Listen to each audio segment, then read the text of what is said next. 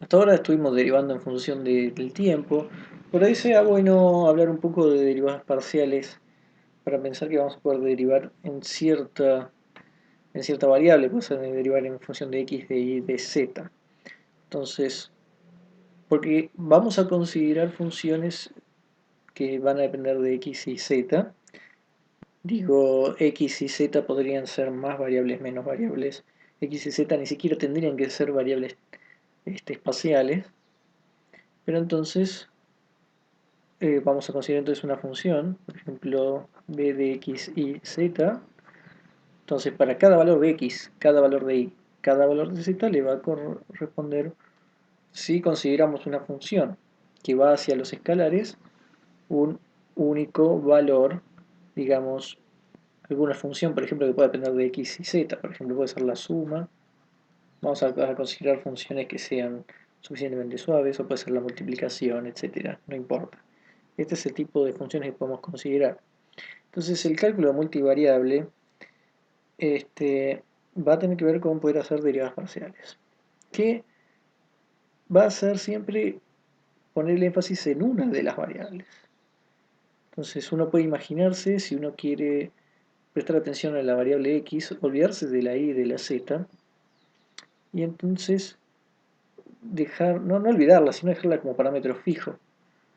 Entonces si uno quiere derivar solo en x, uno directamente va a definir la derivada de la función b en función de x va a ser el límite cuando delta x tiende a 0 de delta b sobre delta x. O sea que no estamos haciendo más que considerar la derivada en una dirección que es la dirección x, para decirlo de alguna forma, en esa dimensión. Entonces en este caso delta b lo estaríamos tomando de la siguiente forma, sería b de x más delta x, y z, menos, ahora sí, x y z, ¿no? Entonces la variación de este delta b es simplemente en la función, en la dimensión x, digamos.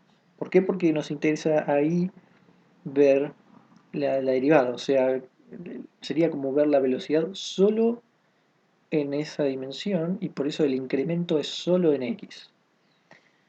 Entonces, uno podría cambiar eso también para y y para z. Entonces esta es la derivada parcial con respecto a x. Entonces, inclusive uno puede escribirlo de esta forma, si quiere, db de x y z, poniendo énfasis ahí que y y z son las otras dos variables y que están quedando fijas. Si fuera la derivada parcial de b en la variable y, entonces obviamente simplemente sería poner el límite cuando delta i tiende a 0 de delta b sobre delta i, y en este caso el delta b ahora a considerar sería b de x eh,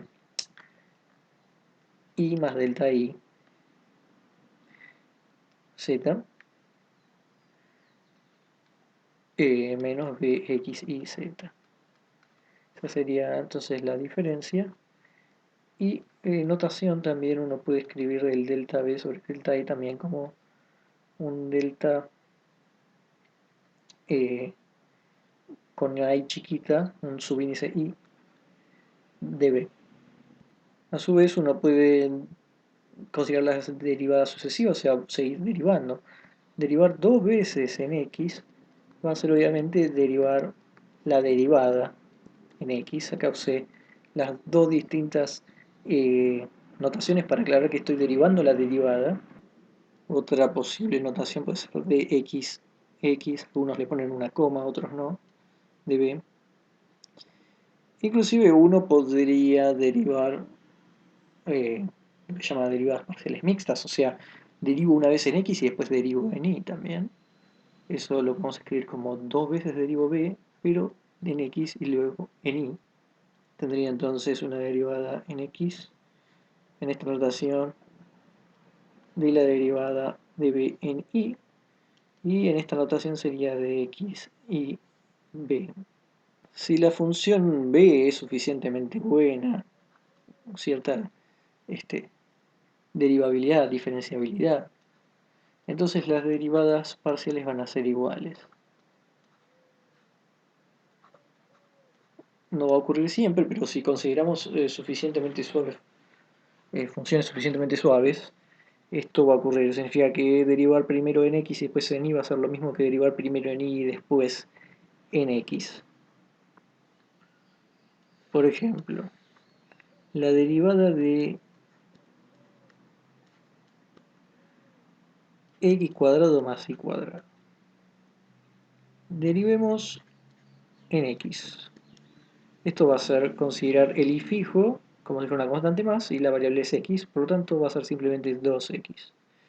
La derivada en y sería hacer lo mismo pero al revés. X queda fijo, queda solo 2y. Derivar primero en b, perdón, b en x y luego en y, vamos a ponerlo en la notación correcta, que es 2 de b de x de y. Bueno, esto va a ser entonces primero derivar en x, que es 2x, y luego en y. No hay nada que dependa de y, por lo tanto, como esto no depende de y, cuando derive en y, la derivada me va a dar 0. Lo que estamos esperando es que d y de x dé también 0 y es lo que va a ocurrir por esto y porque, como podemos ver, esto depende de y quiero derivar en x, no hay nada y por lo tanto es 0. Otro ejemplo puede ser considerar e a la x coseno de y. La derivada en x considero coseno de y como una constante cualquiera y a la x es e a la x la derivada, así que me queda exactamente lo mismo. La derivada de b con respecto a y, bueno, e a la x es ahora la constante y la derivada de coseno es menos seno, así que va a quedar menos ex seno de y. Derivada de, la segunda derivada de x y después de y, va a ser tomar esto y derivarlo en y. Y a la x coseno de y derivando en y me va a quedar menos x seno de y exactamente igual a esto. ¿Qué ocurre con la segunda derivada de y luego en x? Bueno, ocurre que esto derivándolo en x me queda exactamente lo mismo porque considero mi constante como menos seno de y a la x derivado queda igual, así que da lo mismo. Entonces, estas dos cosas dan lo mismo. Y para completar, la derivada segunda en x sería volver a derivar esto. En x va a dar exactamente lo mismo, siempre va a dar lo mismo. La segunda derivada de b en y sería entonces considerar la derivada de esto, la derivada del seno es coseno, así que va a quedar lo mismo, pero coseno de y, porque estamos considerando que a la x es como una constante. Acá me he olvidado de poner un 2, realmente la notación es como un 2 acá en el medio, y acá al final del de x. Bien, entonces de esta forma obtenemos las derivadas parciales, y derivada segunda si uno podría seguir derivando todo lo que quiera, en función de la variable que quiera. Si esto depende de x y z, como lo dije, todas las variables, las derivadas en función de z van a ser siempre 0.